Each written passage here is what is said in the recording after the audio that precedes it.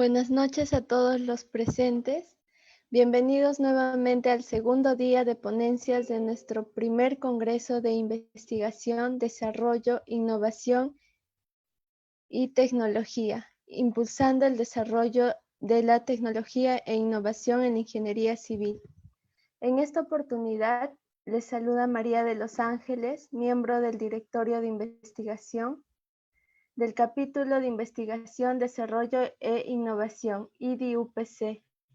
Continuando con nuestro ciclo de conferencias y ponencias, en esta oportunidad tengo el agrado de presentarles al segundo ponente de la noche, el doctor Manuel Collas Chávez, quien abordará el tema Análisis hidrológico económico de las alternativas de represamiento actuales y proyectadas en la cuenca Lucumba, región Tacna. Recuerden que todavía pueden obtener su certificado. Pueden hacerlo ingresando al link que se encuentra en la caja de comentarios para que puedan completar sus datos. A continuación, un resumen de la trayectoria del ponente que hoy nos acompaña.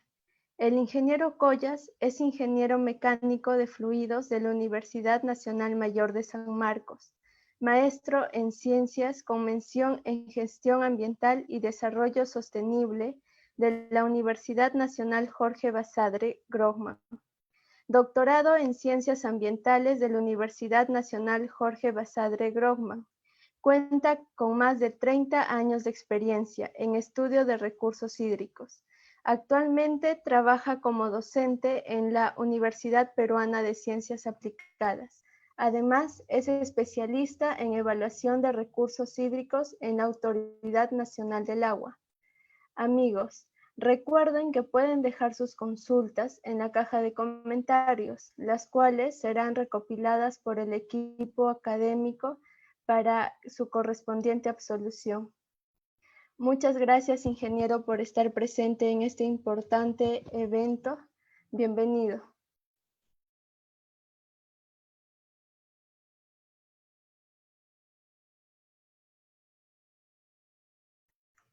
Ingeniero, ¿podría activar el audio, por favor? Ok. A ver, muy buenas noches, estimados amigos. Es un honor estar presente en esta aula magna virtual. Realmente para mí es muy reconfortante con un reencuentro de los jóvenes estudiantes de la Universidad de Ciencias Aplicadas de la Facultad de Ingeniería Civil, con quienes he compartido muchas horas de trabajo en las diferentes sedes, especialmente en la sede de Chorrillos, donde tenía clase los fines de semana, unas clases maratónicas de 7 de la mañana hasta las 7 de la noche, extasiado, cansado, pero realmente complaciente por compartir experiencias adquiridas en la zona sur del Perú principalmente, desde Arequipa, Moquegua, Tacna. Trabajé también en Bolivia 7 años y con una capacitación en Australia me permití compartir mis experiencias en la Universidad UPC de Ciencias Aplicadas, donde vengo dictando el curso de hidrología. Eh, Ahora voy a permitirme a compartir con ustedes esta ponencia que se denomina Análisis hidrológico económico de las alternativas de represamiento actuales y proyectadas en la cuenca Locumba de la región Tacna. La zona sur del Perú es especial por una mágica razón, su escasa disponibilidad hídrica. No olvidar que la heroica Tacna está ubicado en la cabecera del desierto de Atacama, es decir, en la cabecera del desierto más grande del mundo. Razón a ello, en Tacna la disponibilidad hídrica se mide en litros por segundo, por su escasa disponibilidad hídrica. En cambio, la disponibilidad hídrica en la parte central y en la parte norte de nuestro país se mide en metros cúbicos por segundo. Es decir, es una escala diferente. Por esa razón, la zona sur del Perú es especial hasta en el comportamiento, hasta en la conducta del poblador es diferente. Acá en la vista, estimados amigos, podemos apreciar la laguna Aricota de color azul. Ustedes que tienen vista de águila pueden ver que no existe cobertura vegetal, es un desierto. Esta laguna Aricota está ubicada en la parte central de la cuenca, a una altitud de 2.800 metros sobre el nivel del mar. La cota más alta en la cuenca es del orden de casi 5.600 metros sobre el nivel del mar. Solamente la parte húmeda, donde están los bofedales, los manantiales, los acuíferos, está a partir de la cota 3.800, 4.000. Y todo lo que es para abajo es un desierto, como se puede apreciar en esta vista, en la carátula de esta presentación. Esta es la famosa Laguna Aricota, que originalmente tenía un volumen de 800 millones de metros cúbicos. Es decir,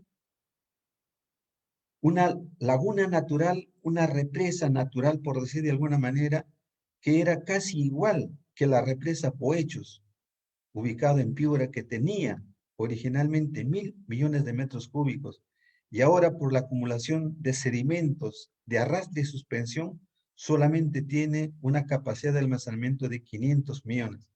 La laguna Aricota sigue intacto, su capacidad de almacenamiento sigue de 800 millones de metros cúbicos, pero su nivel ha descendido alarmantemente y actualmente tiene un volumen útil del orden de un poco más de 280 millones de metros cúbicos.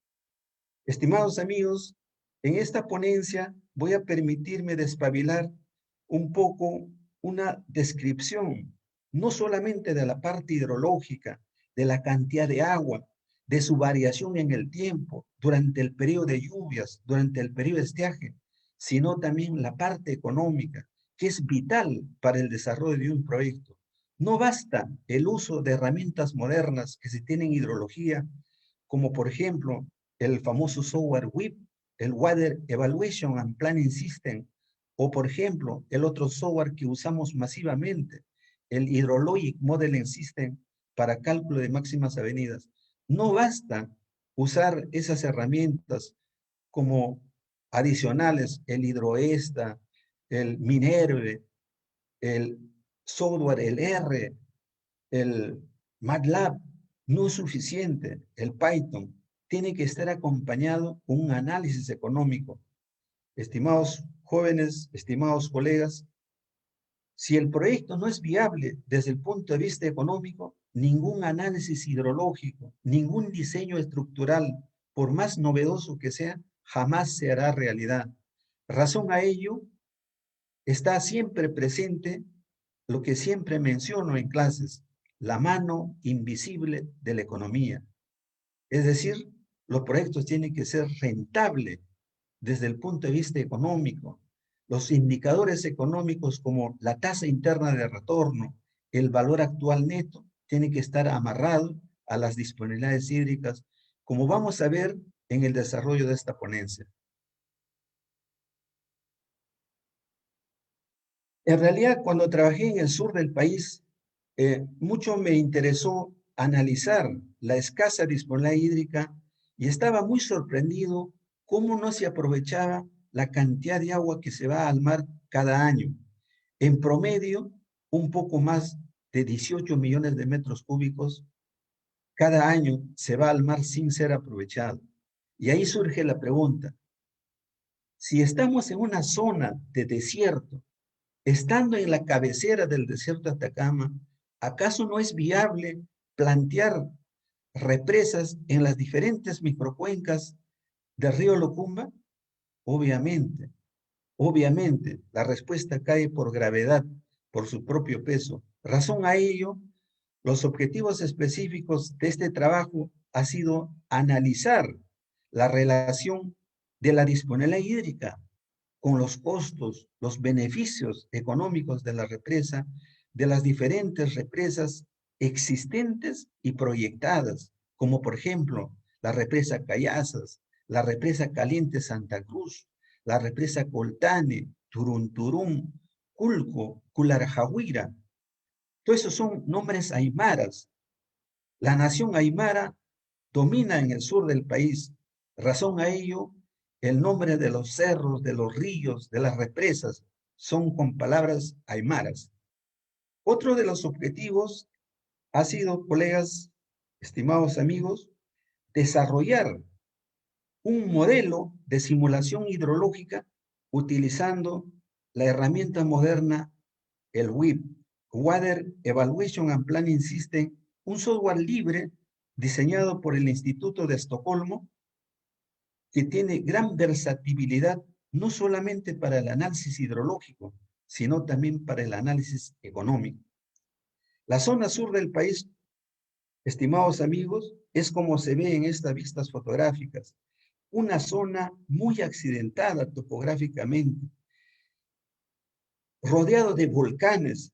Ahí se encuentra el volcán Tacora, el volcán Yucamani, todos los volcanes, y en sus entrañas se encuentran cuantiosos minerales, principalmente de cobre, de oro, de plata.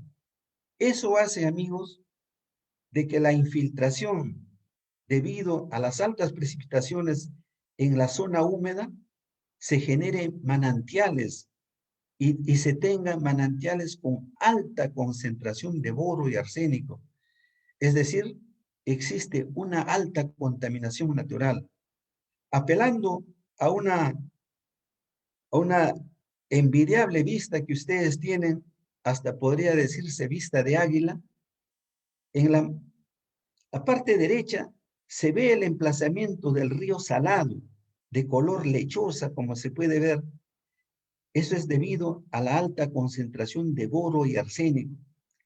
Esto hace, estimados amigos, de que el Valle de Locumba, a pesar que tiene un clima envidiable, donde podría producirse cualquier cédula de cultivo, solamente está limitado al cultivo de la alfalfa, de la cebolla, de un poco de algodón, de ají, pero no se tiene frutas.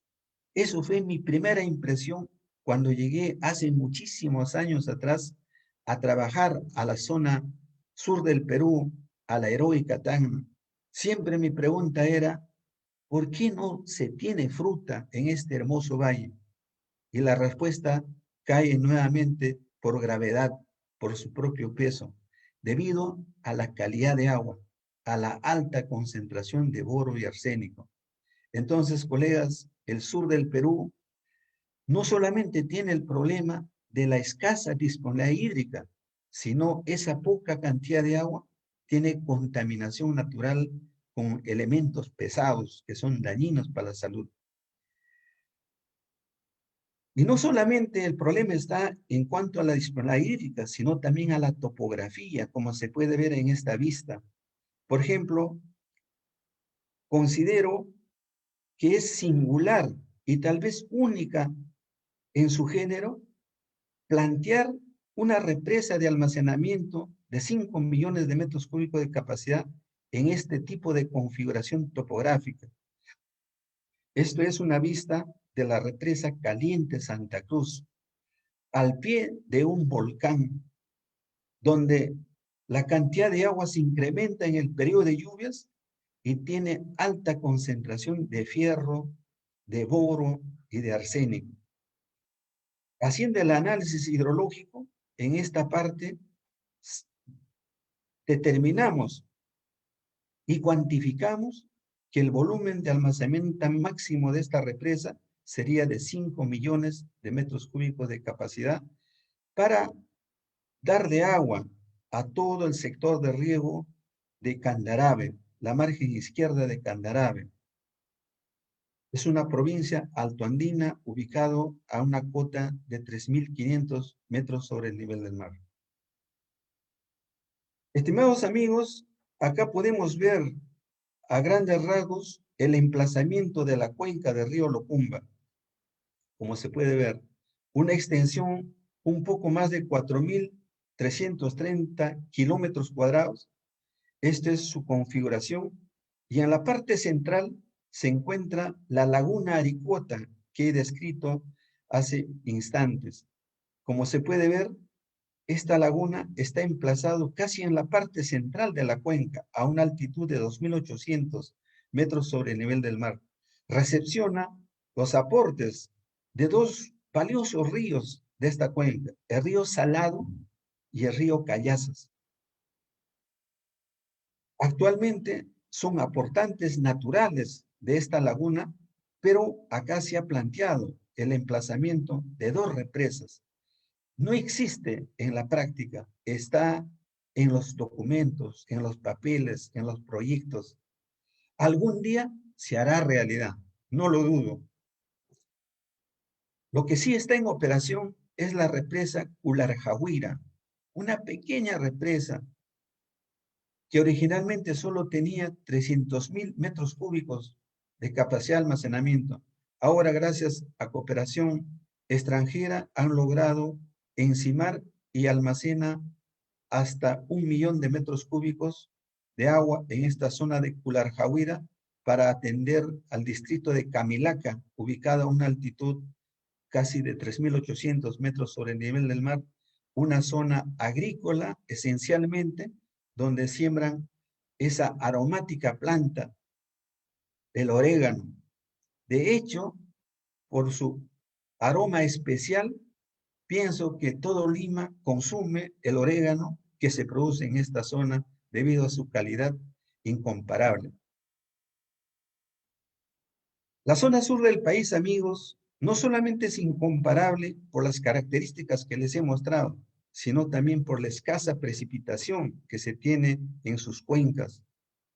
La precipitación en años húmedos apenas puede llegar a 700, 750 o 800 milímetros por año, en años excepcionalmente húmedos, pero también en años excepcionalmente secos, como el año 82-83, donde se presentó una sequía, tal vez una sequía milenaria, que jamás se ha presentado en la zona sur del Perú. La precipitación no llegó ni a 50 milímetros, como se puede ver en estos pluviogramas.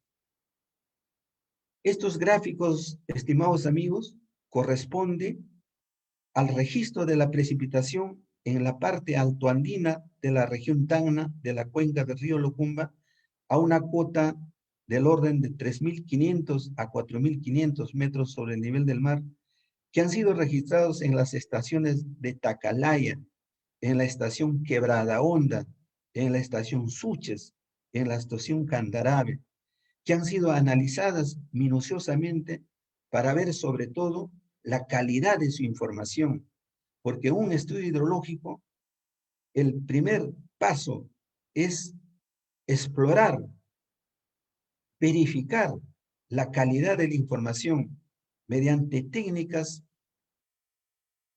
estándar que ya se tiene a la fecha, como es, por ejemplo, el análisis de los pluviogramas, el análisis de doble masa, o también el vector regional, que lo podemos ver fácilmente con la herramienta accesible de fácil manejo, el HydraAccess, valiosa herramienta que nos acompaña día a día en el quehacer hidrológico.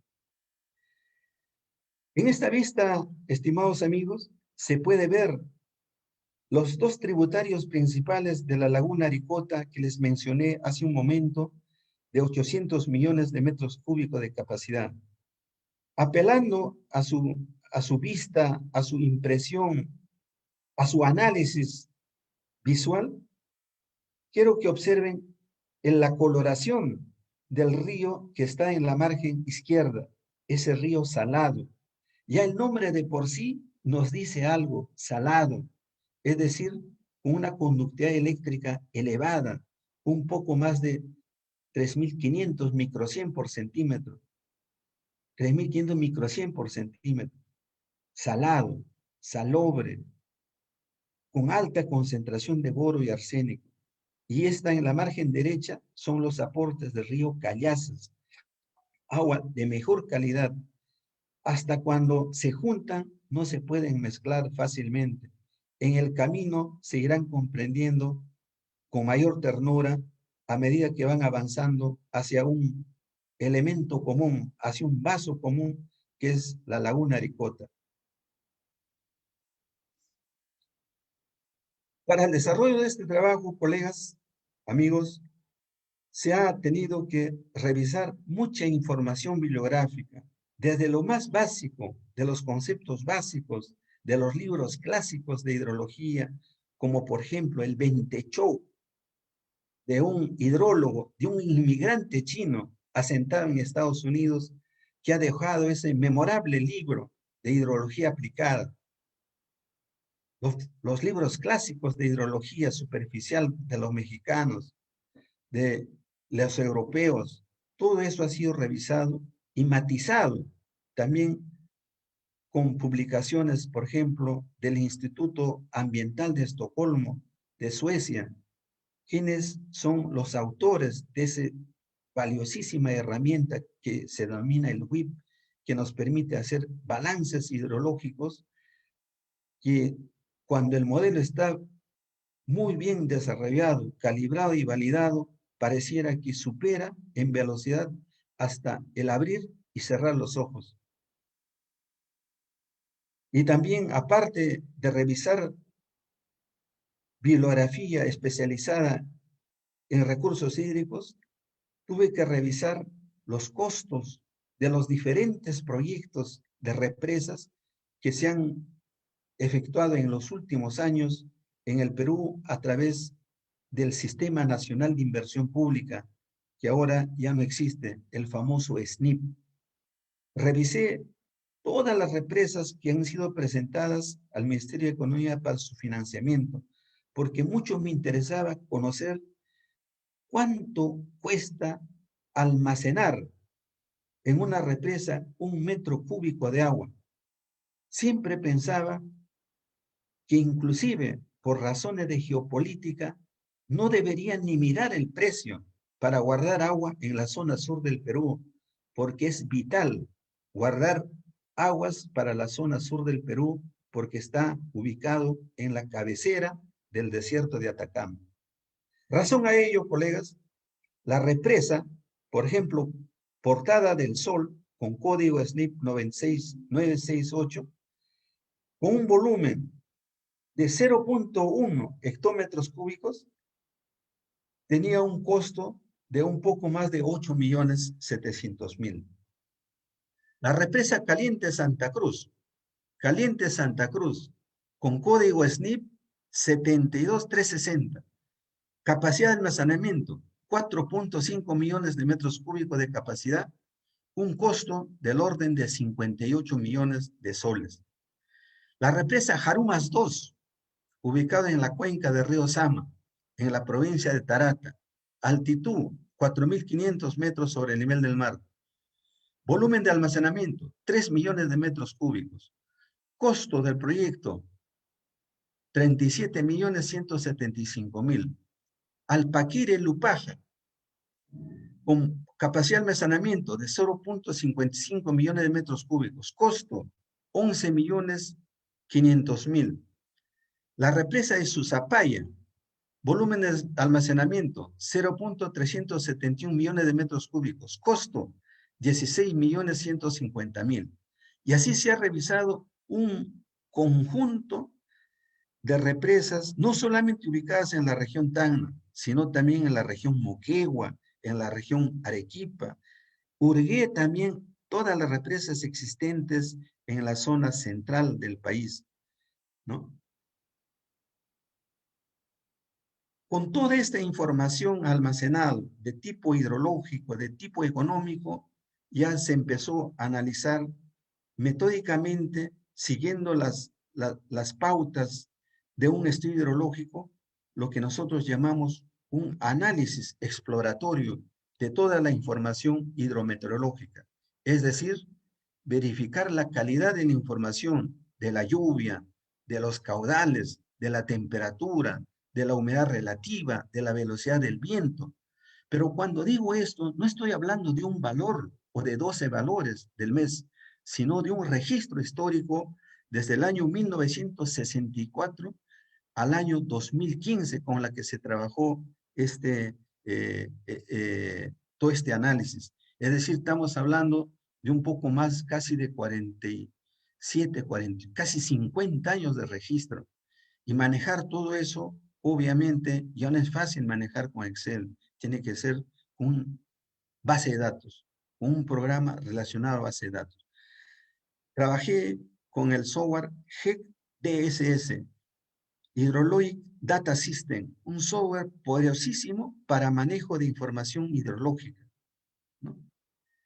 Obviamente, no podría pasar por alto la distribución espacial de las estaciones de control, de las estaciones pluviométricas, de las estaciones hidrométricas.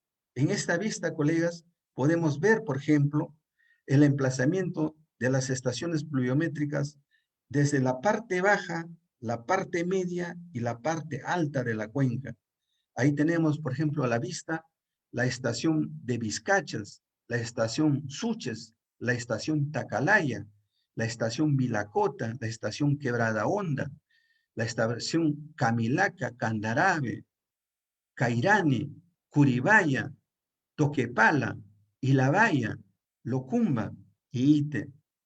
Toda esta zona tuve la oportunidad de trabajar y a veces en son de broma digo que conozco el sur del país por haber caminado sus ríos y sus quebradas, hasta podría identificar el color de las piedras. En esos trabajos de campo, colegas, es lo que se ha plasmado estas ideas de plantear que en algún momento las autoridades tomen interés y construyan represas en la zona sur del país.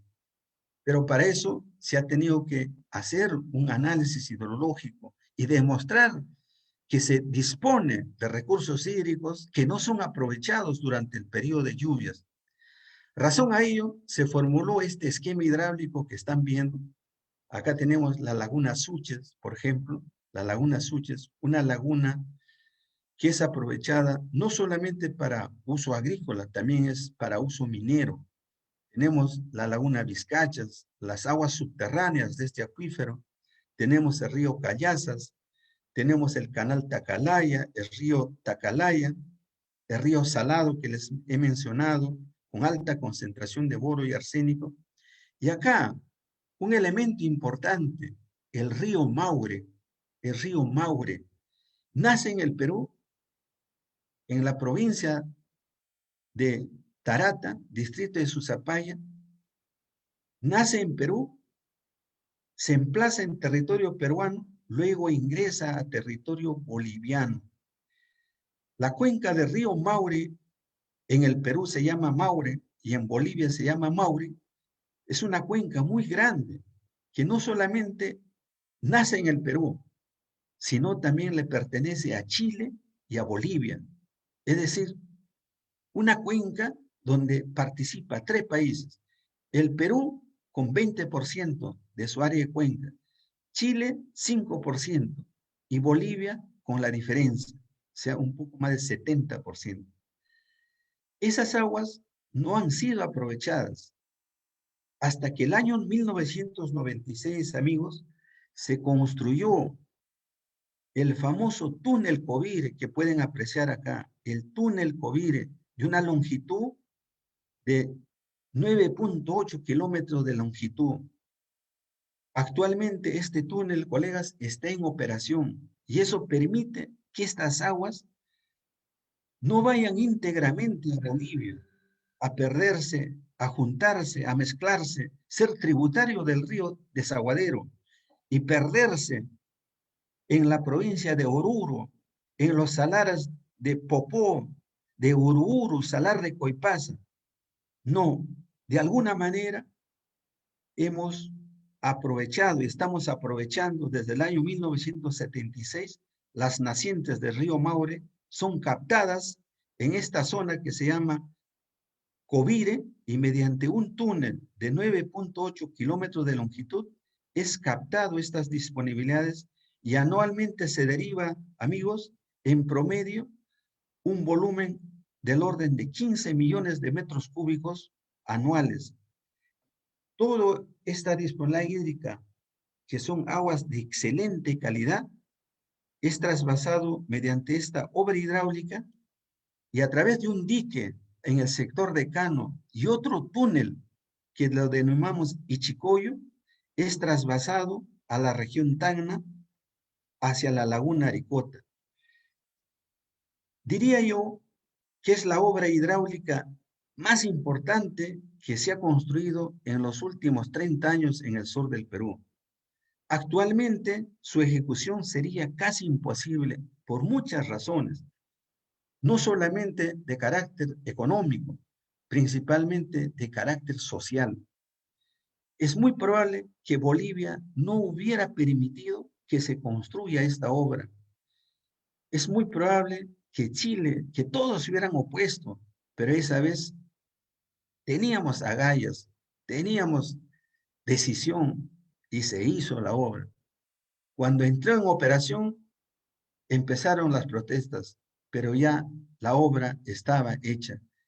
Y en esta vista, colegas, como pueden apreciar, estos son los aportes de ese río que les acabo de mencionar, del río Maure, que se va a Bolivia y que se pierde por evaporación en el lago de Popó, en el salar de Coipasa. Las nacientes lo aprovechamos como país porque es nuestro recurso natural, así como la madera, así como la minería. Si está en nuestro país, es de nosotros, es de la nación. Por esa razón, esto actualmente es trasvasado, como se puede ver en esta vista, y es almacenado en la laguna Aricota. Esta laguna, estimados amigos, estuvo al borde del colapso, es decir, al borde de su agotamiento.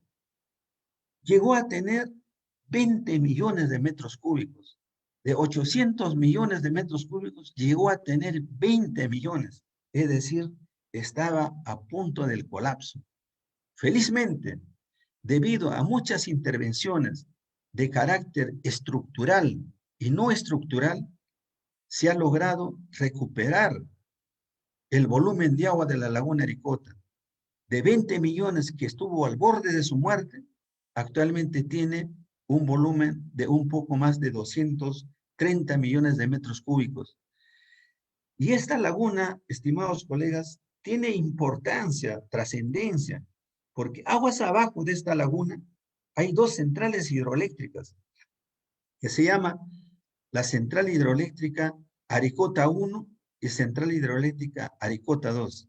En conjunto, produce un poco más de 36 megavatios de potencia y todo está interconectado al, al sistema eléctrico que tenemos.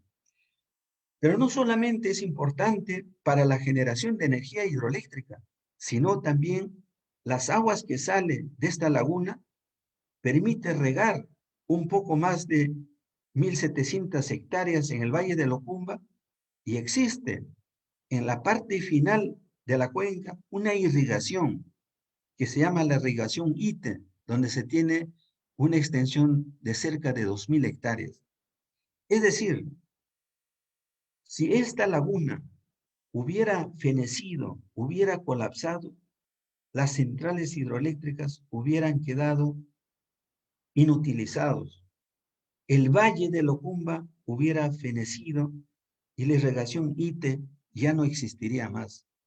Felizmente, con estas obras hidráulicas, como el trasvase del río Maure, que se va a Bolivia, que se pierde en los salares de Popó, salar de Coipasa, actualmente ha revivido y sigue con vida las centrales hidroeléctricas generando energía para nuestro país y también dándole agua a todo el Valle de Locumba y a la erogación ITE.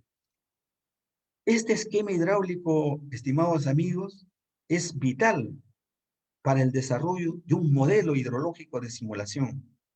Si no conocemos esto en su emplazamiento real, estaríamos muy lejos de formular un modelamiento hidrológico.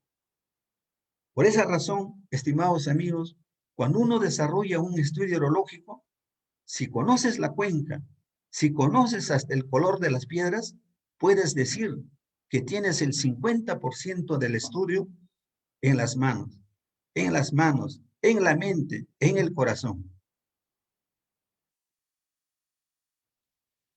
Acá ya se tiene configurado el modelo de simulación hidrológica que se armó, que se construyó con la herramienta WIP. Todas las bolitas rojas, estimados amigos, significa demanda de agua, la demanda de agua.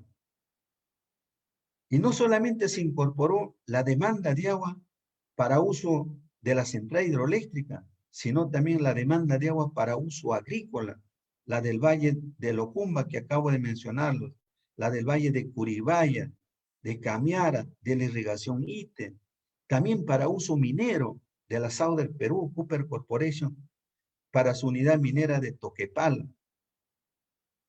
Se tenía que conocer dónde es el punto de captación para el sector de riego de Colocaya, de Ijirani, de Cularjahuira, de Borogueña, de Coraguaya, de Camilaca, de Cairani, de Guanuara.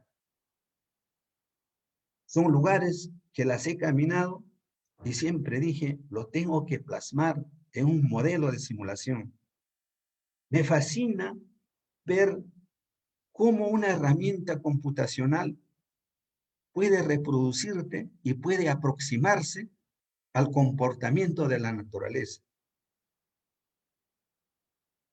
Es hermoso ver las salidas de un modelo cuando está debidamente calibrado, cuando está debidamente validado.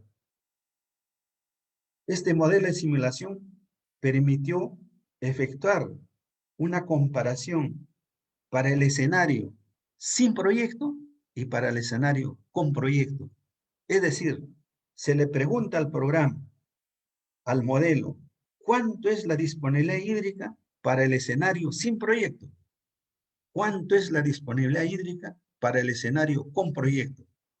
Eso es vital cuando uno desarrolla estudios de este nivel y de esta envergadura. Es decir, la palabra clave, disponibilidad hídrica para el escenario sin proyecto y disponibilidad hídrica para el escenario con proyecto. ¿Y cuánto es ese diferencial? ¿Cuánto es ese diferencial? ¿Y cuánto cuesta hacer esas obras hidráulicas? ¿Y cómo son sus indicadores económicos? ¿Cuánto es el valor actual neto? ¿Cuánto es la tasa interna de retorno? ¿Es rentable el proyecto? Son preguntas claves que hay que ir contestando en el desarrollo del estudio. Sería bueno, estimados amigos, de esta manera virtual, tomarles de la mano y llevarles a la zona, a la cuenca de Locumba, que se emplaza desde el Océano Pacífico a un poco más de 5.600 metros sobre el nivel del mar y en diferentes pisos altitudinales tiene un clima muy variable, muy diferente. En algunos lugares un clima extremadamente acogedor, como es en el Valle de Locumba, en Cinto, en Curibaya, como también climas inhóspitos en la parte altoandina, encima de los 4.000 metros, 4.500 metros.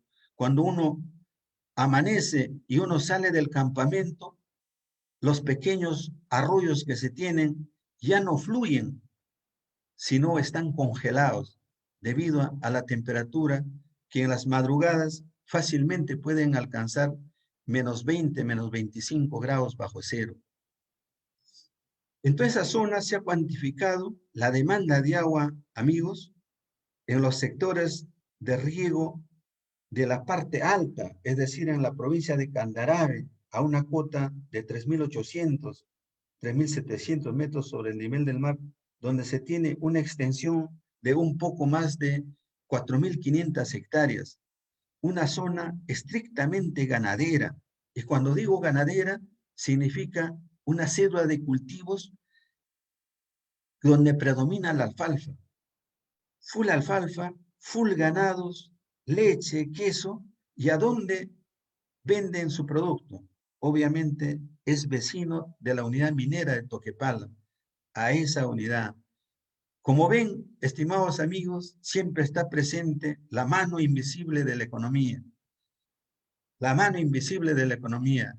El agricultor candarabeño lleva su producto a vender no solamente a la ciudad de Tacna, sino también a los mercados próximos que se tiene, ahí como la unidad minera de Toquepala, de Cuajone, de Locumba, en todos esos sectores. Y la demanda de agua, como pueden ver, estimados amigos, se incrementa en los meses de junio, julio, agosto, septiembre. Y ahí la gran pregunta, pero si acá la demanda se incrementa exponencialmente, en estos meses no hay lluvia. Efectivamente, colegas, la naturaleza a veces es tan ingrato, la cantidad de lluvia está concentrado en enero, febrero, marzo, pero la demanda está concentrado en los meses en que no llueve. La simple lógica, sin hacer mucha ciencia, sin mucha filosofía, nos dice que las disponibilidades hídricas de enero, febrero, marzo deberían ser aprovechadas al máximo, guardar en algún lugar mágico y luego aperturar las compuertas para atender estas elevadas demandas en los meses de estiaje de julio, agosto, septiembre, octubre. Si eso es así, en la parte altoandina de la cota 3.500 metros hacia arriba, la pregunta sería, ¿y cómo es en el valle costero? Es decir, a una cota de 500, 800 metros sobre el nivel del mar, donde está el valle de Locumba, la irrigación ITE. Es similar. La demanda de agua, como pueden apreciar, colegas, se incrementa en los meses de julio, agosto, septiembre, octubre, con demandas que superan los 3.500 litros por segundo o su equivalente, 3.5 metros cúbicos por segundo. Oh, sorpresa, en estos meses no tenemos agua o existe poca agua debido a la ausencia de represas. Una vez más, la respuesta cae por gravedad, cae de maduro, es decir, requerimos más represas. No olvidar, amigos, que el 75% de la disponibilidad hídrica de los ríos de la zona sur del país está concentrado en enero, febrero, marzo, y luego llega a su mínima expresión, lo que nosotros le denominamos el caudal base, es decir, el caudal que solo se debe al aporte de los manantiales, del agua subterránea, pero ya no del agua que cae del cielo, ya no es de la precipitación, sino es el aporte de los acuíferos.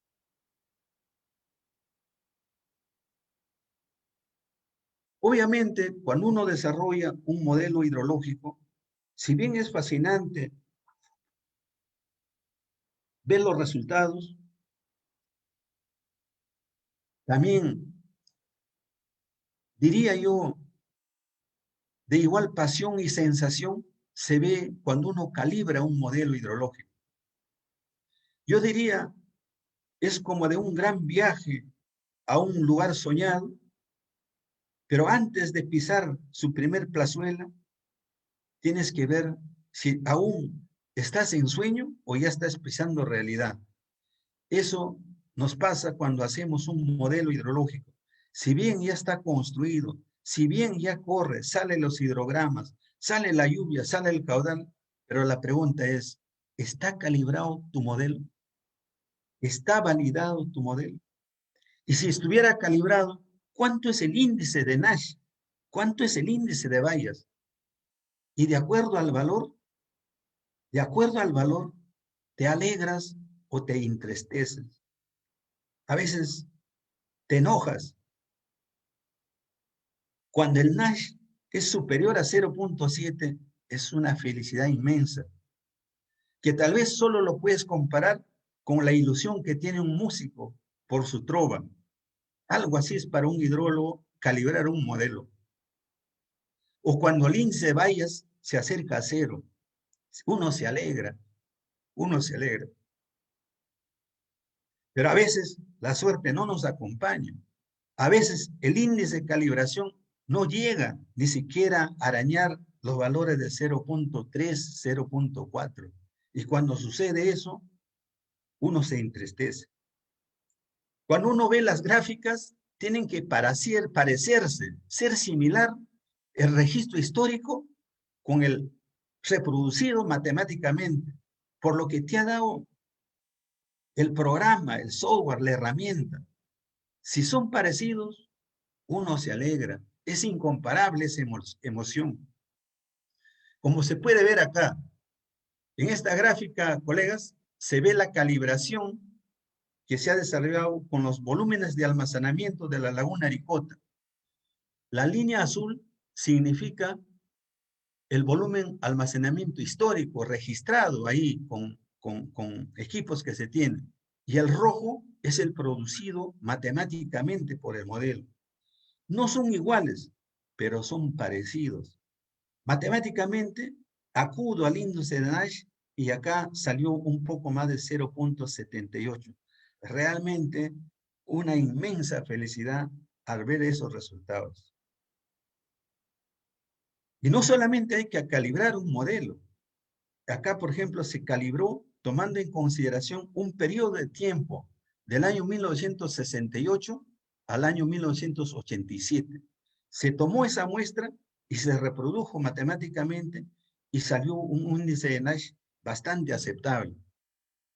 Pero también se validó tomando otro periodo de consideración, en este caso, desde el año 1988 hasta el 2012, que fue la calibración. Y también el índice de Nash salió bastante elevado y fue una satisfacción concluir que el modelo estaba calibrado y validado usando esa mágica herramienta que se llama el Water Evaluation and Planning System, un software poderosísimo, moderno. Siempre enseño a mis alumnos el uso del WIP.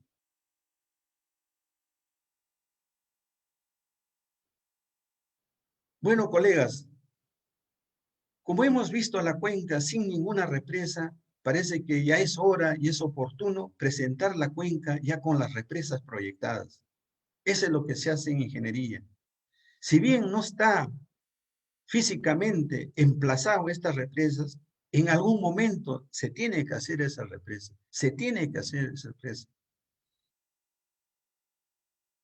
Acá tenemos, por ejemplo, en papel, en mente, en corazón, la represa Calientes. Todavía no existe en la realidad, se tiene que hacer con capacidad de almacenamiento de 5 millones de metros cúbicos de capacidad. Igual acá, la represa Cayazas, capacidad de almacenamiento, 10 millones de metros cúbicos, todavía no existe, pero tiene que existir. En algún momento se tiene que construir porque es una necesidad. De igual manera, la represa Turunturún para 1 millón de metros cúbicos de capacidad, la represa Coltani para 3 millones de metros cúbicos de capacidad, la represa Culco para 40 millones de metros cúbicos de capacidad. Acá está la famosa laguna Aricota, que es un reservorio natural, no necesita ninguna obra hidráulica. Y en la parte final de la cuenca se tiene la represa Ite para 4 millones de metros cúbicos de capacidad para atender las demandas de la irrigación Ite que está próximo al océano. Estas son las represas que se han planteado, estimados colegas, y se desarrolló y se incluyó en el modelo de simulación para responder a la pregunta, disponibilidad hídrica para el escenario con proyecto, sin proyecto y con proyecto, ¿no? En esta vista, amigos, no hay que pasar por alto, así es la zona sur de nuestro país. Estas son las características de la zona sur del país. Fíjense la configuración. No se tiene cobertura vegetal. Toda esta zona es zona volcánica. Está la cordillera El Barroso, el volcán Yucamani.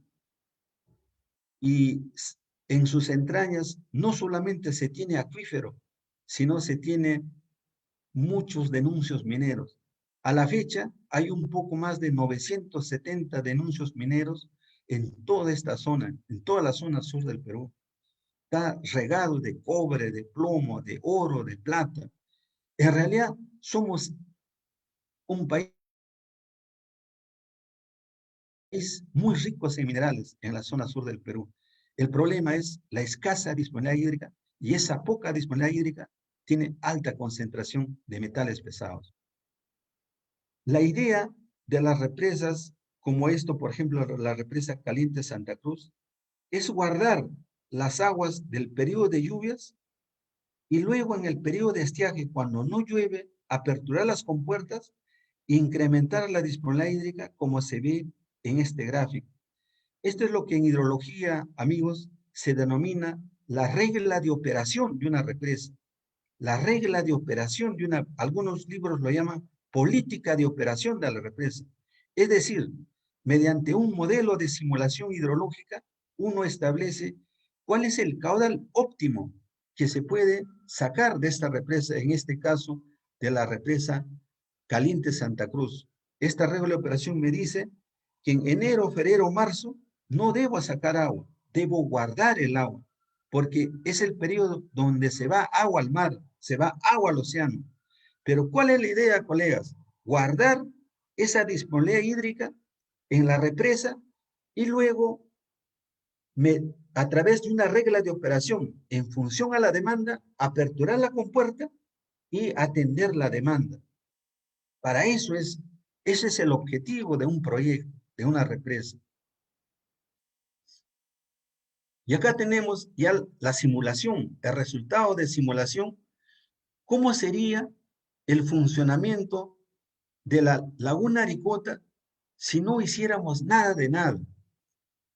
Permanecería en el tiempo con un comportamiento, se puede decir, casi estacionario, con un volumen promedio de un poco más de 250 millones de metros cúbicos. Probablemente puede subir su volumen de almacenamiento en años húmedos, como también puede descender con la presencia de años secos, y así ir en el tiempo en función a la presencia de años secos, años húmedos. Su comportamiento, de acuerdo a la proyección hecha, sería de casi estacionario con un volumen de 250 millones de metros cúbicos. Pero uno nunca sabe, ni la hidrología, ni la proyección, ni un análisis estocástico. El futuro es de Dios, colegas. No sabemos, no podemos especular con exactitud, porque hay muchas variables de por medio. Al menos ahora, con este tema del cambio climático y todo eso, las cosas cada vez se van complicando. Y si se implementan más represas, aguas arriba de la laguna Aricota, obviamente va a haber un impacto en su almacenamiento.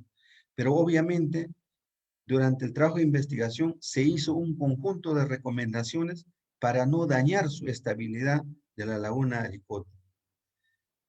Acá tengo, por ejemplo, ya la simulación de embalse. La simulación de embalse. Es decir, cómo sería el comportamiento del volumen de esta represa que todavía no existe en la práctica, pero que sí existe en las entrañas del modelo de la computadora, existe en las entrañas, y dándole los ingresos y salidas, como el modelo está calibrado y validado, me dice que podría llegar a su volumen máximo de 5 millones de metros cúbicos en buenos años húmedos y podría descender hasta su volumen mínimo de operación, esperar nuevamente el periodo de lluvias, llenarse enero, febrero y marzo y luego agotar en los meses de estiaje de julio, agosto, septiembre, octubre, agotar todo su volumen y esperar nuevamente las lluvias, llenar la represa y nuevamente sacar agua en julio, agosto, septiembre, octubre y así seguir el ciclo. Es decir, estas son represas de tipo regulación estacional. Porque no olvidar, colegas, existen represas de regulación plurianual. Existen represas de regulación diaria. Existen represas de regulación horaria.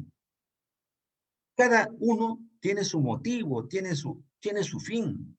Por ejemplo, si trabajo represas para centrales hidroeléctricas, estoy hablando de represas de regulación horaria, porque acá, una vez más, viene lo que siempre menciono a mis alumnos, la mano invisible de la economía. Es decir, sacar agua de una represa para generar energía hidroeléctrica, me conviene más sacar agua desde las 5 o 6 de la tarde, donde el costo de la energía se eleva exponencialmente, hasta las 12 de la noche. Y de ahí el costo de la energía se viene abajo. El costo de la energía en horas de valle es mínimo. Entonces, a los que producen energía les gusta explotar agua de las represas en esas horas que se llama horas punta. Pero ese es para una represa de regulación horaria. En este caso, estamos hablando de represas de regulación estacional. ¿Eso qué significa?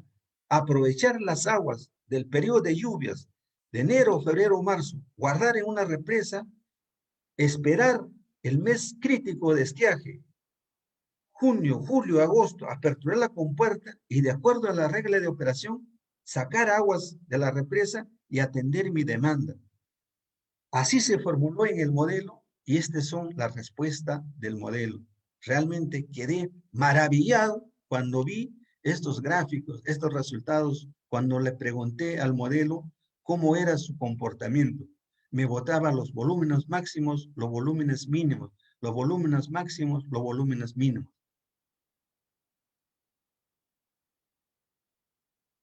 Y la pregunta sería, ¿y cuáles son los beneficios de la represa? De las represas planteadas. Acá vimos dos de ellos, colegas. Para las represas tal vez más importantes para la provincia de Candarave, de la represa Callazas y de la represa Caliente Santa Cruz. Si se hace la represa Callazas, que les mencioné originalmente, con una capacidad de 10 millones de metros cúbicos, la provincia de Candarave se beneficiaría muchísimo porque su disponibilidad hídrica, que actualmente es la línea azul, se elevaría, colegas, como menciona estas líneas rojas, es decir, un poco más se duplicaría su disponibilidad hídrica en los meses que más necesitan, es decir, en agosto, septiembre, octubre. Sería una bendición de Dios. El agricultor de esa provincia no sabría cómo expresar su gratitud por esta obra, porque ¿qué hace una represa? Regula el comportamiento de la naturaleza. Si bien la naturaleza nos ha dado lluvia enero, febrero, marzo, pero mediante una obra hidráulica, esa masa de agua del periodo de lluvias lo podemos aprovechar en los meses que no se tiene agua, donde el río apenas tiene vida por el aporte del agua subterránea, o lo que nosotros llamamos el caudal base.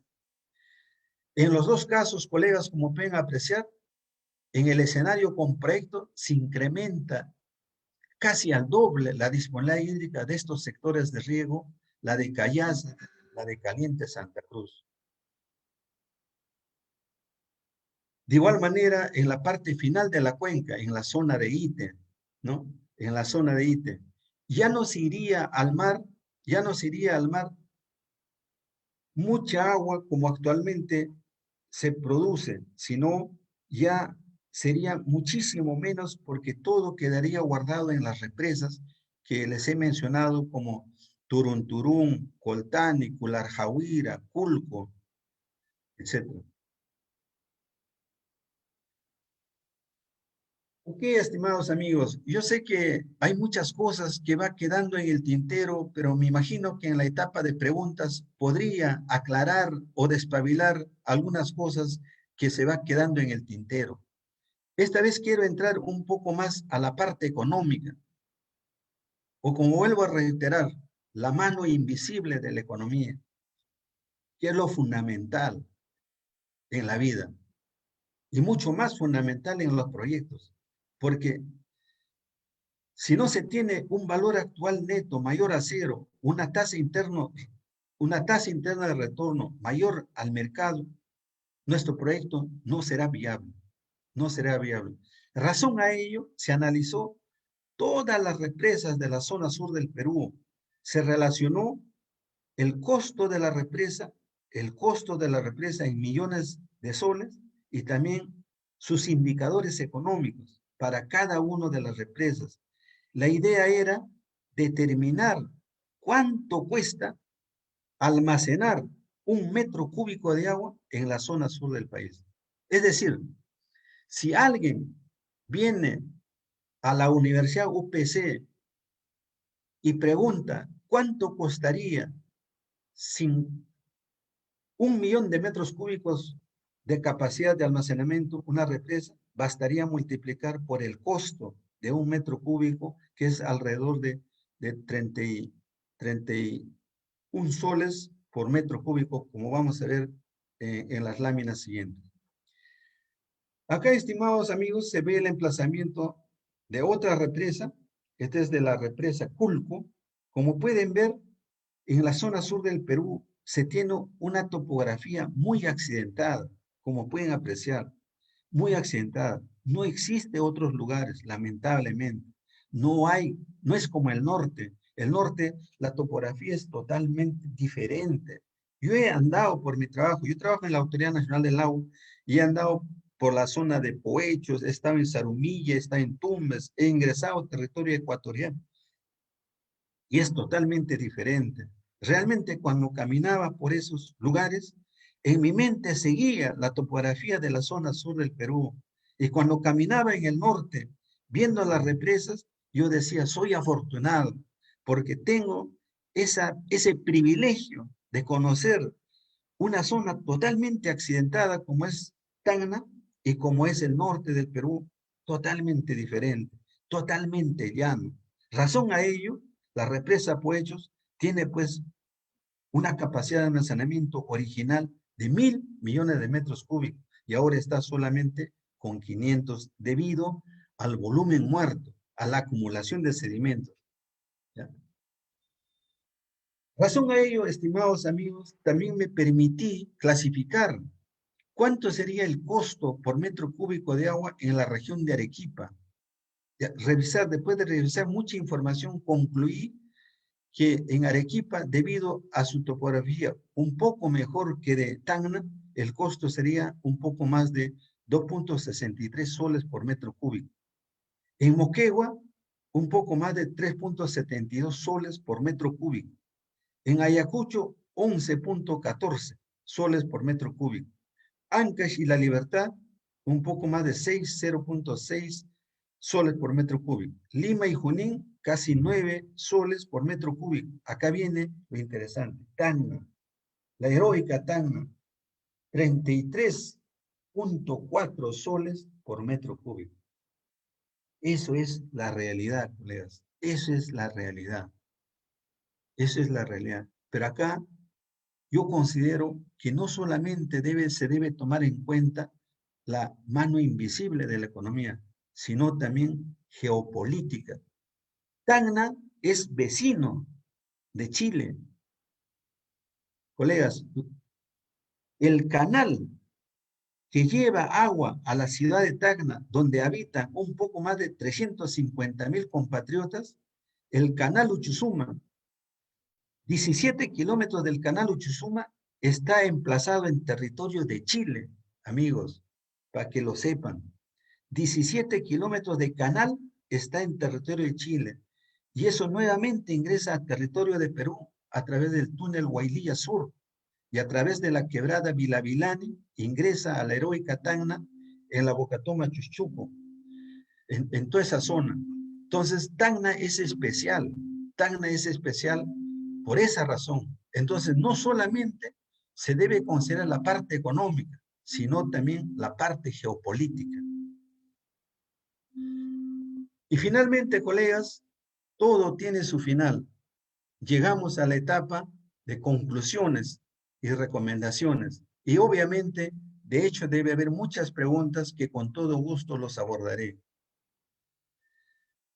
Las principales conclusiones de este trabajo es de que a través del tiempo, tomando en consideración los años secos, los años húmedos, todos los inconvenientes, la laguna Aricota podría mantenerse con un equilibrio, con un volumen de equilibrio de un poco más de 238 millones de metros cúbicos o hectómetros cúbicos.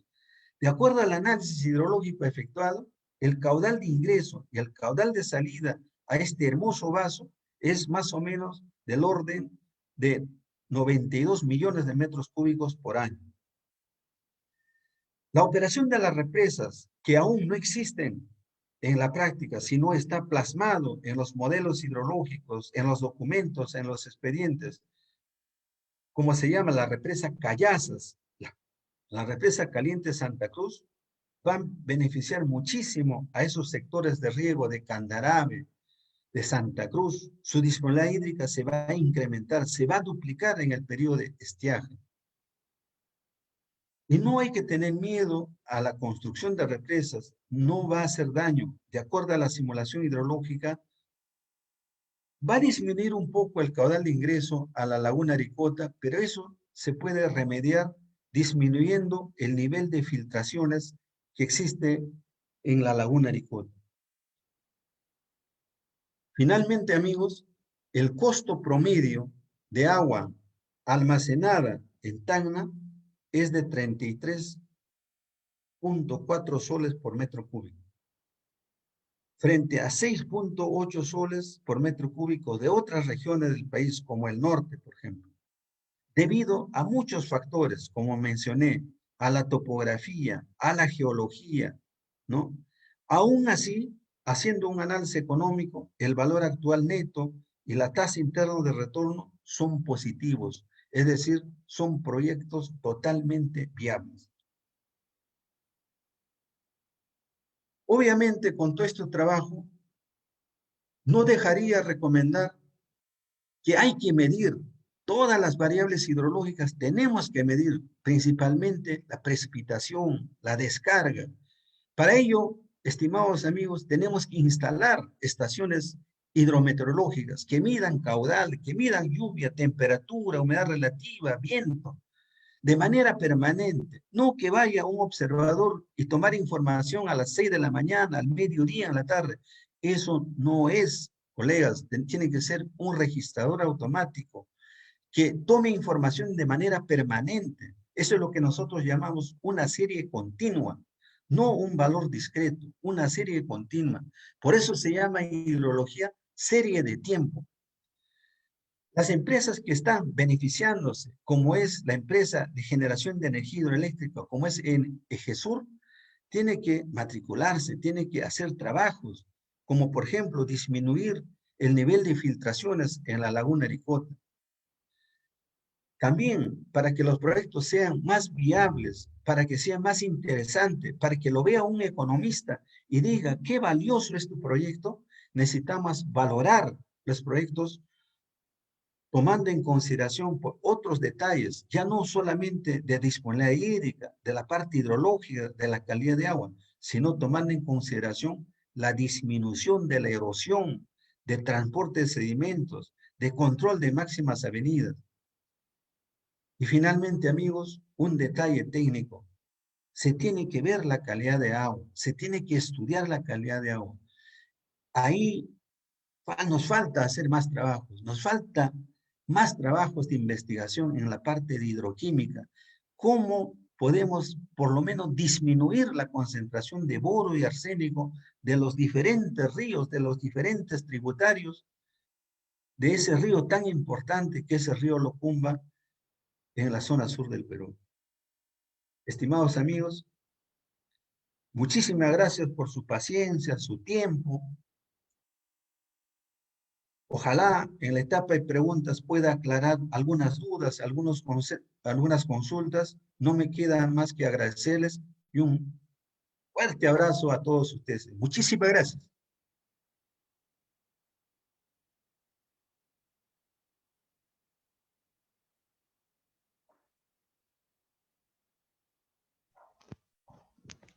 Bueno, ingeniero, muchas gracias por la presentación. Fue un excelente tema y sin duda alguna va a servir mucho para todos los asistentes. Bueno, una pregunta que surgió es, ¿cómo se podría disminuir el costo del agua en aquellas regiones donde su costo es demasiado elevado? ¿Y a qué se debe y cuáles son los factores por los cuales, o sea, cuáles son los factores que intervienen en la diferencia de costos del agua entre las regiones? Muy buena pregunta. Eh, la primera parte, ¿qué haríamos para que disminuya el costo? Obviamente acá viene ya la mano de los diseñadores, de los ingenieros especialistas en estructuras, en mecánica de suelos. Tendrían que visitar los especialistas y formular qué tipo de represa es lo que se debe plantear para esa zona con una topografía muy accidentada. Por ejemplo, ¿sería conveniente una represa de tierra con núcleo de arcilla o sería más económico una represa de concreto, de rock fill o concreto armado? Tendrían los especialistas en estructuras definir ese tema. Otro, ¿a qué se debe? Es una buena pregunta. ¿A qué se debe? ¿Por qué el costo elevado en el sur del Perú frente a otros lugares? Es a la topografía, principalmente a la topografía. En el sur del Perú no se tiene vasos adecuados para represas. Lamentablemente, una topografía muy accidentada. Se tiene que tener una presa elevada para almacenar una escasa disponibilidad hídrica. Pero eso es la realidad, colegas, eso es la realidad. Por ejemplo, por mi trabajo yo viajo a la zona central de nuestro país, a Cerro de Pasco, a Junín. Con 4 metros de altura de presa, fácilmente pueden guardar 40, 50 millones de metros cúbicos de capacidad. Fácilmente. Es una topografía diferente. En el sur del Perú es todo lo contrario. Por eso les decía que en esta parte tenemos que hacerlo atractivo esas represas por varias razones, no solamente por el lado económico, sino también por el lado geopolítico. Es una zona de frontera y la escasa disponibilidad hídrica, colegas, no olvidar, tiene alta concentración de boro y arsénico. Esa es la razón fundamental. Por esa razón, Tacna es especial. Ojalá haya respondido a la pregunta. Gracias.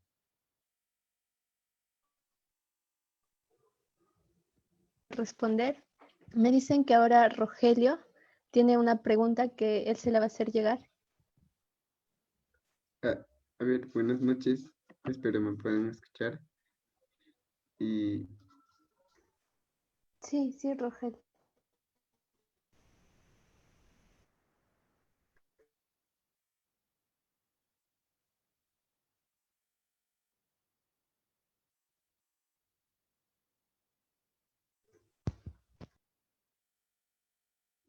construir una represa en Huancavelica, ya que las condiciones en sí, las condiciones naturales no son las mismas de allá en Tacna, ¿no?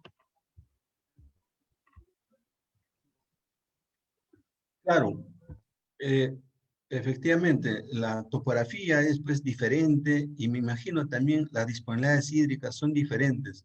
No olvidar que la disponibilidad hídrica, la lluvia en la zona sur del Perú es escasa. Estamos hablando de isoyetas del orden de 400, 500 milímetros por año. Pero a medida que vamos avanzando, viajando hacia hacia Nazca, hacia Ica, Huancavelica, Junín, etcétera, la isoyeta se eleva a 700, 800 milímetros por año. Y así, a medida que vamos avanzando al norte, se va elevando. Por ejemplo, en Trujillo, en Chiclayo, la isoyeta está casi bordeando los 900, 1000 milímetros por año. Y en la frontera con Ecuador, ya en la cuenca de Zarumilla, en Tumbes, la isoyeta está superior a 1200 milímetros por año. Esa es otra de las razones que la zona sur del Perú pues tiene escasa precipitación, escaso valor de las isoyetas, ¿no? Eso sería mi comentario frente a la consulta de Rogelio.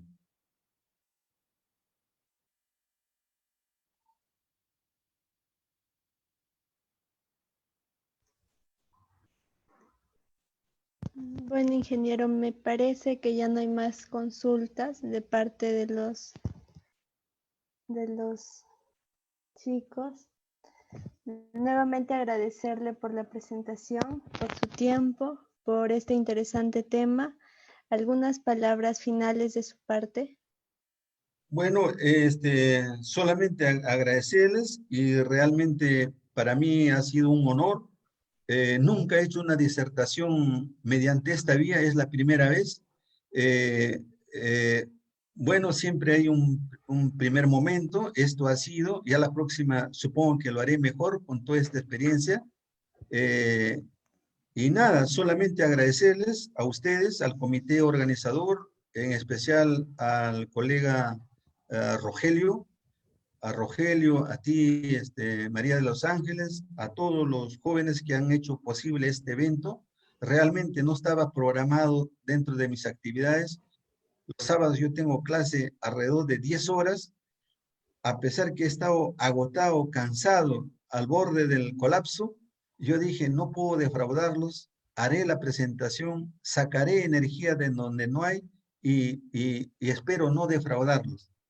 Y eso es lo que he intentado hacer. Ojalá no los haya defraudado. No me queda más que agradecerles a todos ustedes y un fuerte abrazo. Muchísimas gracias. Adiós. Gracias, gracias, ingeniero. Bueno, muchas gracias de nuevo. Y asimismo, muchas gracias a todos los asistentes por acompañarnos en este segundo día de nuestro primer CONIDITEC. Y muchas gracias también al equipo IDIUPC por hacer posible este evento.